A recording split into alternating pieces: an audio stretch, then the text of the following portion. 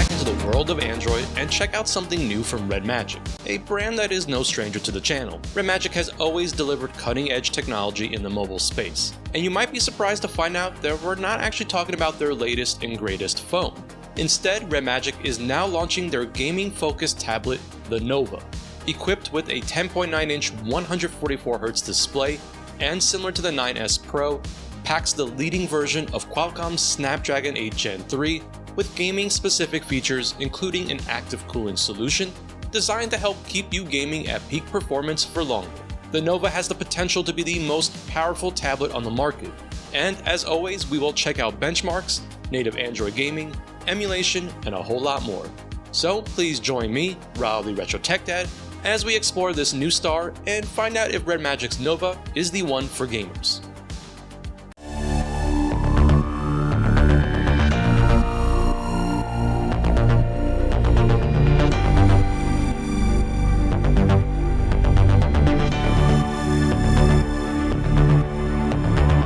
As always, let's talk specs and do a quick tour of the Nova gaming tablet, and the packaging is definitely not being shy about what's waiting for us inside with the gaming pad writing right on the front. The box itself is super minimalistic with not a whole lot of branding around it. On one side we do have the Qualcomm Elite Gaming branding, and again the Nova is being fully branded as a gaming tablet, which isn't much of a surprise. Since this is the first tablet to feature the leading version of the Snapdragon 8 Gen 3, which is an overclocked variant of the Snapdragon 8 Gen 3 and provides a Cortex-X4 core clocked at 3.4 GHz and the Adreno 750 graphics at 1 GHz. This is currently one of the most powerful chipsets available in the mobile space. The Nova has a 10.9-inch 2880 by 1800 display with a 16:10 aspect ratio and a refresh rate of 144 Hz that reaches a max brightness of 550 nits. According to RedMagic, this is the only tablet available with this chipset and the 144 Hz refresh rate.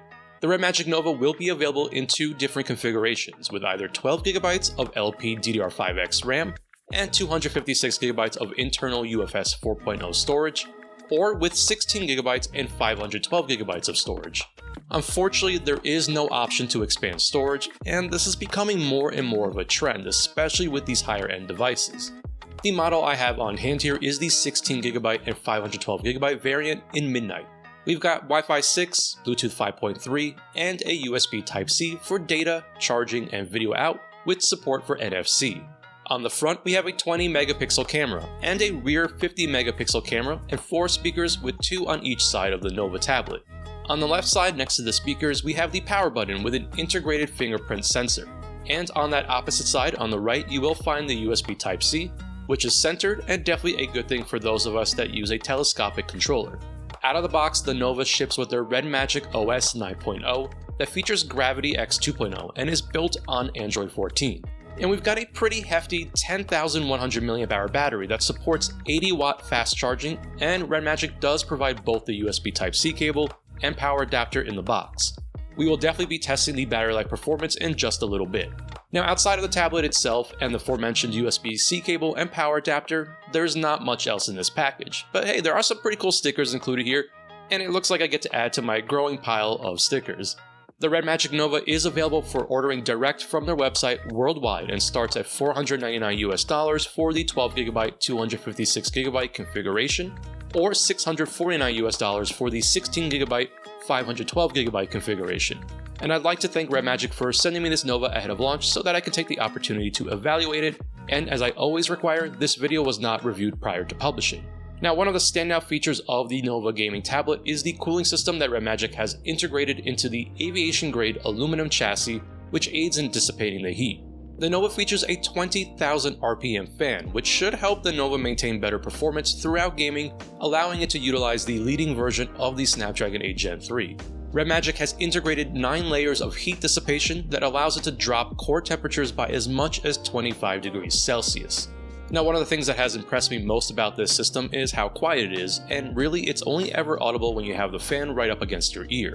Now, I will say that one thing that's a bit of a mystery to me is how the tablet has no way to pull in or exhaust any of that air that the fan is supposedly moving, and it does look to be an entirely closed system. I'll definitely be evaluating the thermal performance in a little bit during the benchmark portion, as well as after gaming. I do like how RedMagic has integrated the cooling system into the overall design of the Nova, which is very sleek and doesn't go over the top with the gaming aesthetics. The RedMagic logo can be illuminated through a fully customizable RGB lighting system or completely turned off. The fan itself is lit up in a very subtle way, mostly to highlight the tiny fan that is built into this device. And I really do like the midnight color, but most importantly, everything feels premium in the hands and it feels like it's substantial in quality. The back does pick up on smudges and fingerprints, but a quick wipe down will take care of it, and because this is all aluminum, it does withstand quite a bit. The display is excellent, despite it not being OLED, which I know for some will be a disappointment. This panel has great colors, contrast, and viewing angles.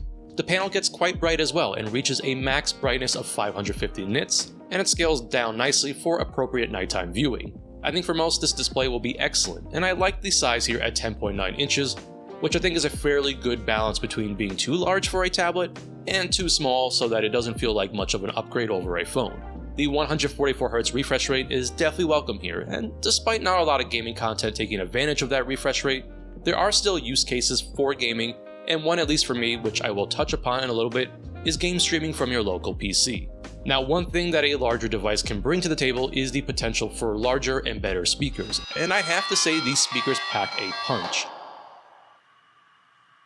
Now, I'm loving that these newer tablets have great speakers like the OnePlus Pad 2 that I covered not too long ago. The Nova packs 4 DTS-X certified speakers, which also utilize dual X-axis linear motors that combine to make it feel like you have a cinema in your hands.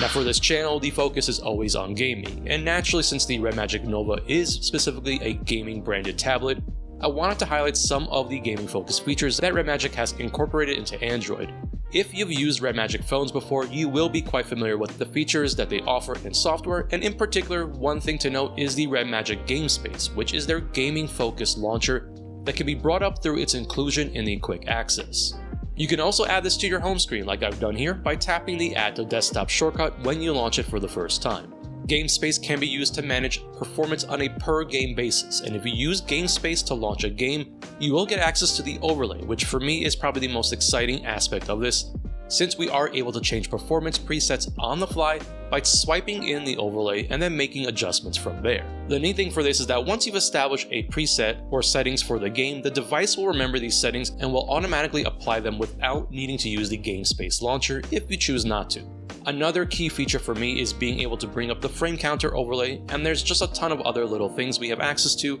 and so it's nice to have this all-in-one hub for all your gaming goodness. Now these features are all great, but how do they impact gaming performance? So before we head into some gaming, let's go through some synthetic benchmarks to get a sense of where performance stands with the Nova. About a month ago I looked at the OnePlus Pad 2, which has the Snapdragon 8 Gen 3, and this time around I'm excited to check out the leading version of the Snapdragon 8 Gen 3 in the Nova, which should provide some performance upticks since it is clocked slightly higher, but also has an active cooling system as well as some of RedMagic's preset adjustments, and it should be pretty interesting to see how the Nova fares in these synthetic benchmarks. As always, let's start out with Geekbench 6, which should provide a good indication of CPU performance. I'll start by comparing the 3 performance presets offered by the RedMagic GameSpace, which are the Eco, Balanced, and Rise presets, so that we can get a sense of the differences between each performance profile. Then I'll compare the leading version of the Snapdragon 8 Gen 3 to the standard one found in the OnePlus Pad 2,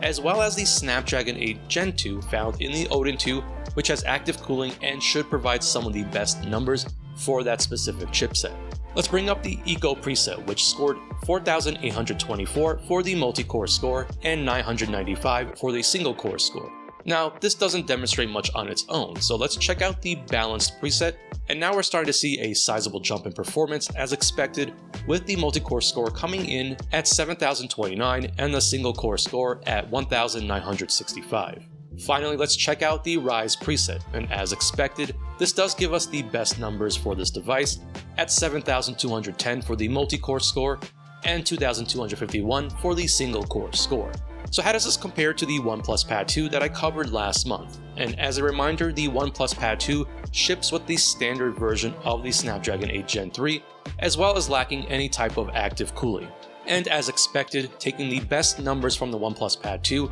it does fall behind slightly, coming in at 6,391 for the multi-core score and 2,153 for the single-core score. And just for fun, to show some generational improvements, I have the Odin 2 here with a Snapdragon 8 Gen 2, but with active cooling and taking its best numbers, it falls behind both Snapdragon 8 Gen 3 devices as expected, coming in at 5,656 for the multi-core score and 2,031 for the single-core score. So let's move on over to the GPU side and check out benchmarks with 3D Mark's Wildlife Extreme. And the RedMagic NOVA with its Eco preset scored 2,385. And then moving to the Balanced preset, we yet again are getting quite the jump in performance, pretty much doubling at 4,853. Finally, here is the Rise preset, which does provide another nice jump in performance, coming in at 5,415. Now with that best score, let's bring it over and compare it to the other devices again, with the OnePlus Pad 2 lagging behind with a score of 4,528,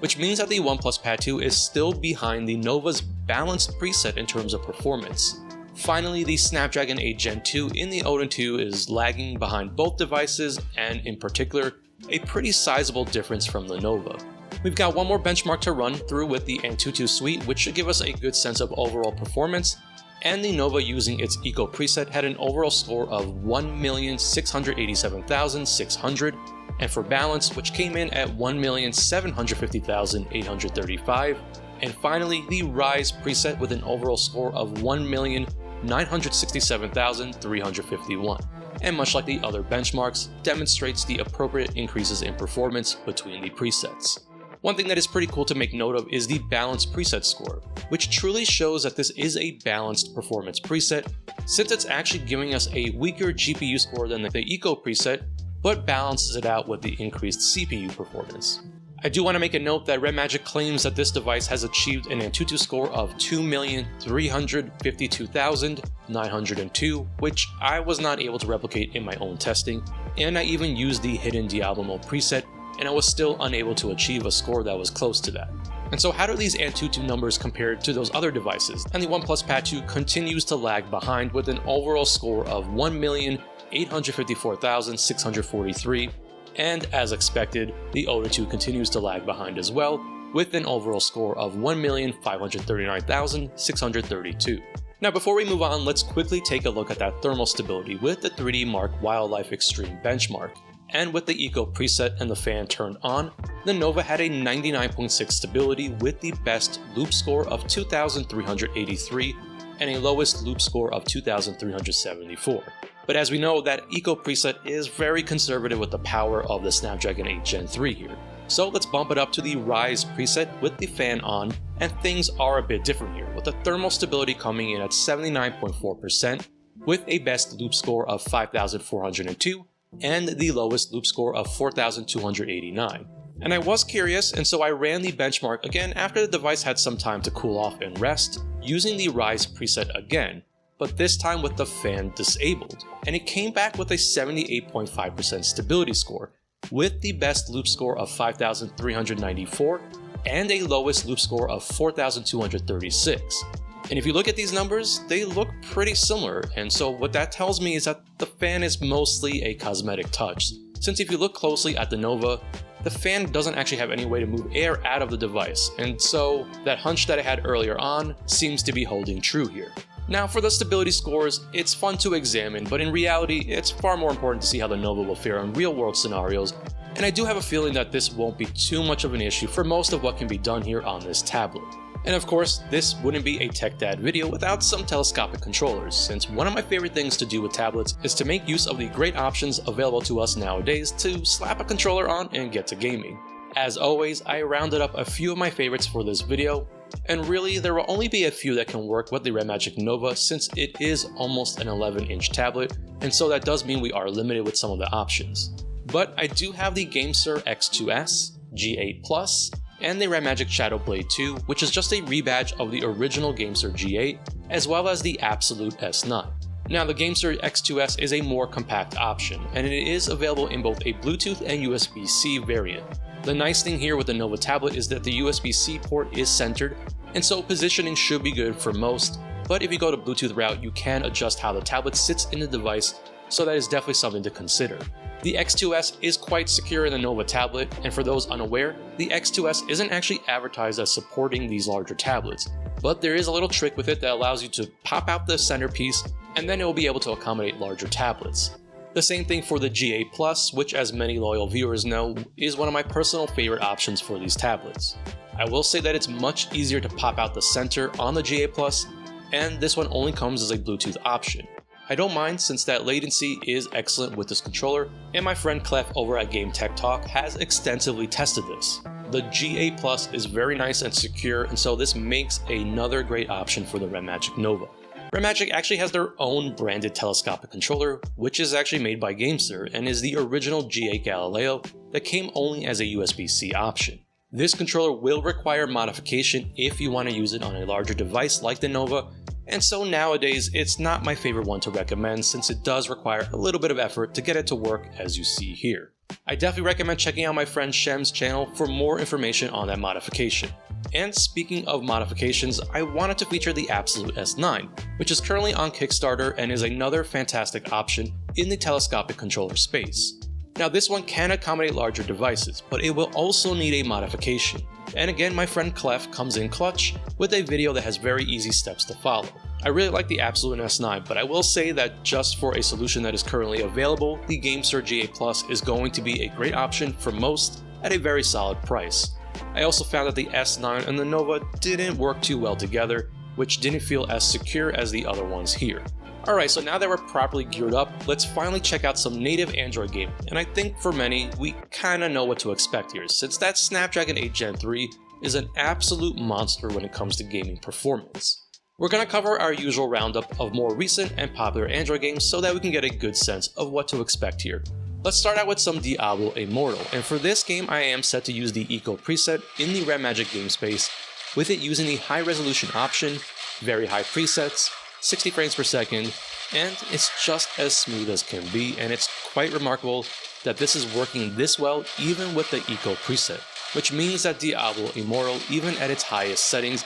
is barely putting the Nova tablet to work here. Star Wars Hunters is another game that I've been featuring quite a bit on the channel, and I really love the visuals and gameplay for this one. It's always a fun one to pick up and play, especially on these larger screens, and like Diablo Immortal, Star Wars Hunters is another game that I have set to use that Eco preset, with the game using the ultra visual quality, FXAA anti-aliasing, and a 100% fixed resolution scale, and it's just another one that performs incredibly well here. It's quite a treat to experience these games without much of a struggle to the hardware. So let's take it up a notch and check out the incredibly popular Call of Duty Warzone, which is the latest and greatest Call of Duty mobile game, and it's another I enjoy picking up and playing here and there. The combination of the large screen and a telescopic controller here is just an awesome way to play this game. And for this, we've moved up to use the balanced preset with the RedMagic game space, just to help keep things nice and smooth as possible, and for this game we are all maxed out yet again, using the Epic Quality preset with 100% resolution and the high texture quality, and again it's one that does quite well with the balanced preset, which means we do have some room to breathe here if you wanted to move it up to the Rise preset, but I don't think that's generally going to be needed here. And of course it's almost impossible to not talk about some Fortnite when discussing mobile gaming, which is available to download direct from the Epic Games Store app for Android. I've kept the balanced preset again just to help keep things smooth as possible, and we are set to use the 90 frames per second target with Epic Quality, 100% resolution, and the high texture quality, and again it's just a game that doesn't really struggle here, and even during the areas I'd expect some obvious dips, it still performs really well, and it's essentially staying locked to that 90 frames per second target. Wuthering Waves is another great game to really push the RedMagic NOVA, and it's definitely very demanding, but the NOVA is seemingly unaffected by the demands of Wuthering Waves, handling what the game throws at it pretty well.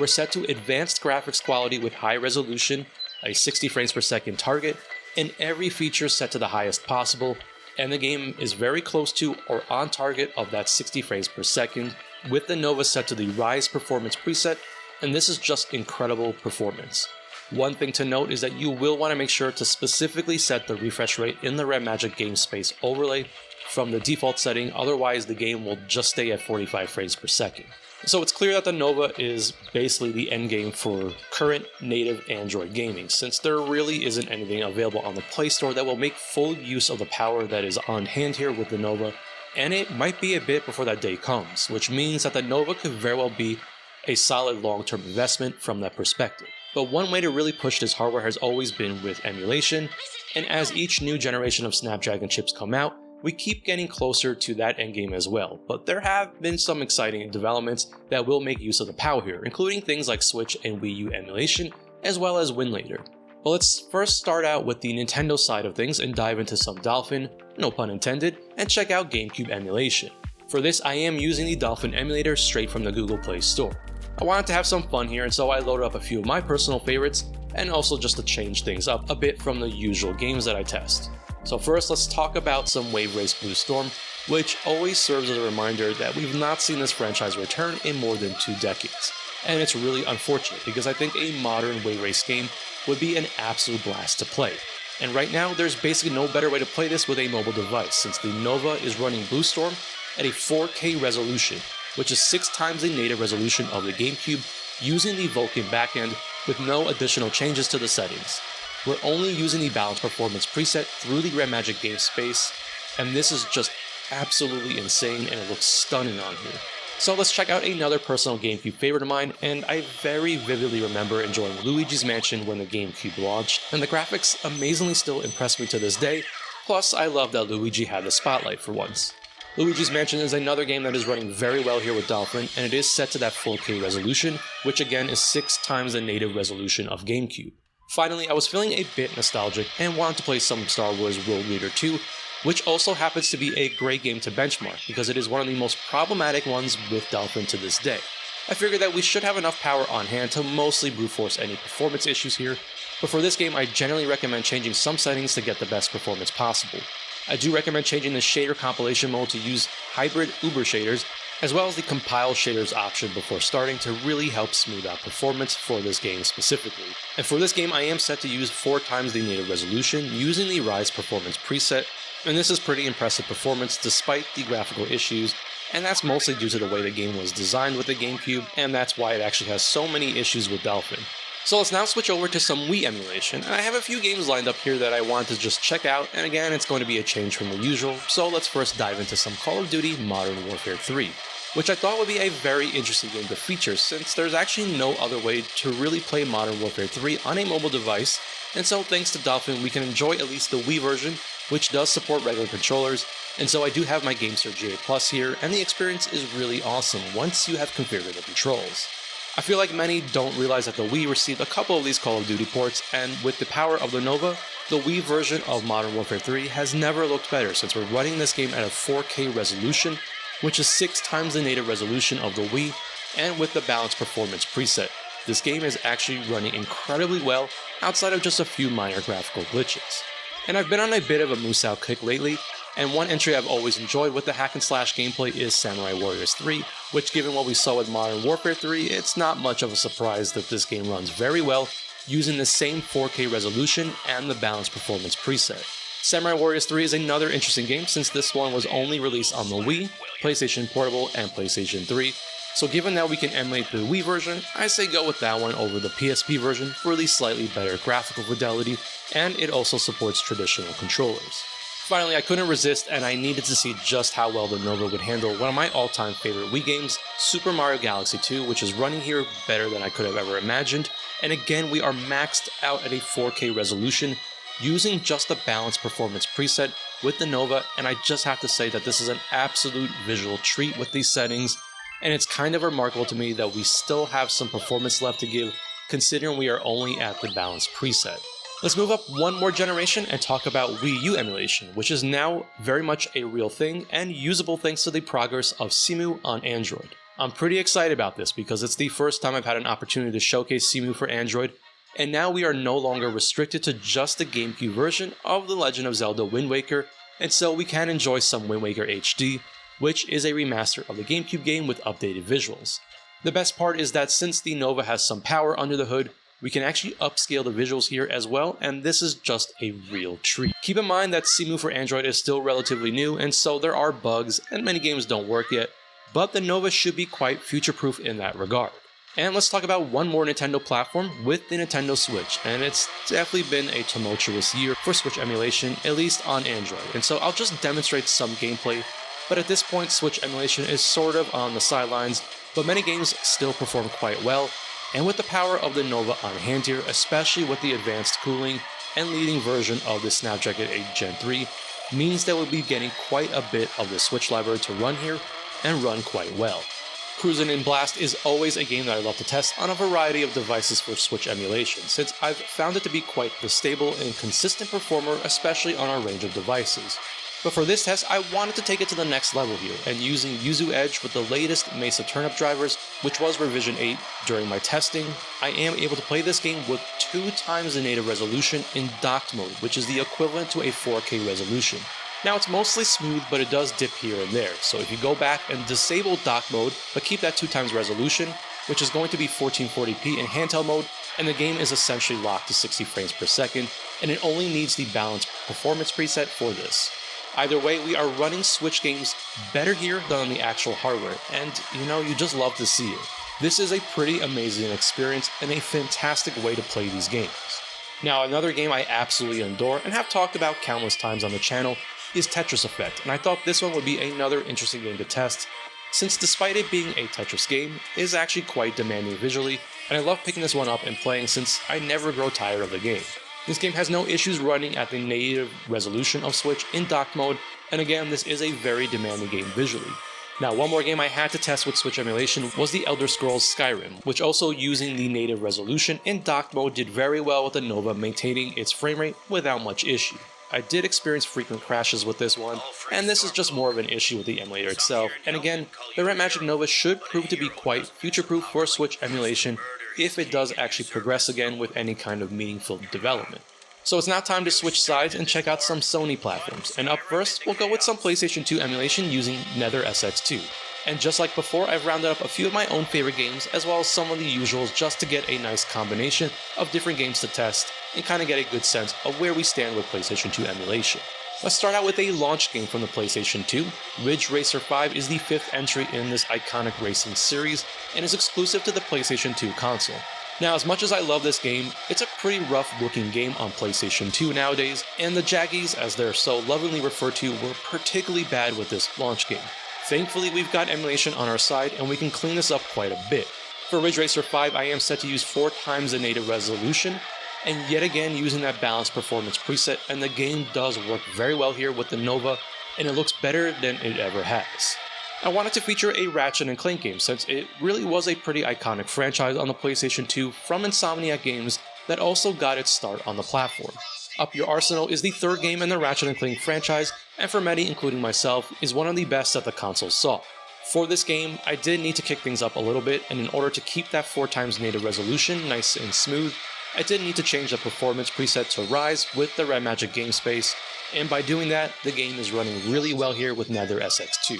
Finally, it's almost impossible to talk about PlayStation 2 emulation and not discuss some God of War 2, which has been a consistent benchmark game for emulation and does give us a good indication of where we stand here with the RedMagic NOVA. And like Ratchet & Clank, I am still set to use the Rise performance preset, and we're still using 4 times the native resolution, which is definitely very impressive. Now we'll find out in just a bit if this can be sustained long term when I do my usual battery testing with this game. And last but certainly not least, PlayStation Portable emulation with the PP-SSPP emulator straight from the Google Play Store will do incredibly well here with the Nova, and probably not too surprising given the kind of performance we've seen here already, and so I won't spend too much time with PlayStation Portable emulation. But here's God of War Chains of Olympus, and this game is set to max out PP-SSPP's resolution scale at 10 times the native resolution of PSP, using the Rise performance preset, which is just wild, and PSP in general will be an absolute treat on here without any real issues. Finally, I mentioned earlier that a nice use case for a device with a 144Hz refresh rate is making use of some game streaming, in particular from your local PC that can drive those frames. I tested this out with Moonlight for my local PC using Sunshine and loaded up some Ori and the Will of the Wisp, and this is a really great way to do some game streaming with a high refresh rate. I also want to take a look at the decoding time, which is among the best I've seen in a device, coming in at around 7 to 9 milliseconds at 1080p with the 144Hz option. And of course, after all this gaming and streaming, you're probably curious just what battery life looks like with the Nova and its massive 10,100 mAh battery. As usual, let's start out with my YouTube test, streaming some more classic game room at 1080p, and with the Nova set to use 50% brightness, 50% volume, Wi-Fi on, Bluetooth off, using the power saving mode with the RGB light strip turned off, as well as the fan turned off, and the Nova managed a little more than 19.5 hours, which is very solid and certainly more than enough to get most through the day. Now with the Nova's battery depleted, it was a good opportunity to check in on some of the charging times, and the Nova does ship with a power adapter that supports 80 watt fast charging, and in 30 minutes the Nova managed to charge to 60%, which is pretty awesome and lets you get right back into things very quickly. For a full charge from 0% to 100%, the Nova needed about 1 hour and 5 minutes. And so it's clear that 80 watt fast charging is doing what we expect. I'll also add that the Nova does support charging separation, which is a great way to help preserve and maintain that battery. So how does the Nova do in terms of lighter emulation? And using my usual test of Yoshi's Island for Super Nintendo, and for this I was able to keep the Nova at the Eco preset without any issues, and like before, the Nova was set to 50% brightness, 50% volume with the Wi-Fi on and Bluetooth turned off, the RGB light strip turned off as well as the fan, and the Nova was able to hit more than 13 hours of on-screen time, which is great. Not only that, but the Nova was also powering the external controller. Finally, for my heavier test, we've got Kratos returning with my usual God of War 2 test, and first off, I want to note that the game didn't have any issues with throttling and sustained its 60 frames per second target until it hit the last 3% of battery life remaining, when it was very obvious that performance had changed since it was sitting right beside me, and this was at around the 4 hours and 10 minute mark, which means that we were able to get a little over 4 hours of God of War 2 gameplay at 4 times the native resolution using the Rise Performance preset and the fan actively running, and I think that is very impressive. Now you can easily drop that resolution scaling and then battery life will fare even better. Now the Nova finally turned off at about 4.5 hours. But this does give us a good indication of what to expect when using that Rise preset, which has the fan actively on and definitely pushes the hardware harder. This test was done with the Wi-Fi on, Bluetooth turned off, the RGB light strip turned off, and at 50% brightness and 50% volume. This was also a good opportunity to check in on the thermals with the Nova, and in the benchmark section, we definitely saw that despite the RedMagic NOVA having active cooling, that it didn't fare so well with its stability score. But given what we've seen throughout the video in terms of real-world performance, it's clear that the Snapdragon 8 Gen 3 leading version provides such a big performance ceiling that nearly everything one can expect to do with this device will not suffer from any thermal throttling, if it were even to happen at all, and so it becomes less of an issue. Despite this, let's check out the thermals after running Wuthering Waves in the Rise Performance preset with the fan on, and the device definitely feels warmer, and so if you're playing demanding games directly holding the tablet, you will definitely notice the uptick in temperatures, but thankfully, it does seem to be situated more at the top, where most will not have their hands. The entirety of the device stays in the mid-30s Celsius range, with the only spot going over 40 degrees Celsius at the top on the back of the Nova. This is even less of a concern if you're using a controller with the Nova. And so with that, I think it's time to wrap things up here, and overall I think the RedMagic NOVA is an excellent option for someone that is looking for a gaming-focused device, especially one in the tablet form factor, with a tremendous amount of power that should be relevant for years to come. It's priced competitively against the other options in this space, but at the same time, it is the most powerful tablet to date, and so provides great value for those looking at a higher-end Android tablet option. RedMagic is no stranger to this space with their excellent phones that have always provided tremendous value for gamers, and the tradition has carried on over to the Nova. I think the Nova is a sign of things to come, and I'm almost positive that we're not quite done yet with the Snapdragon 8 Gen 3. But until then, as always, I am the Retro Tech Dad, and thank you so much for watching.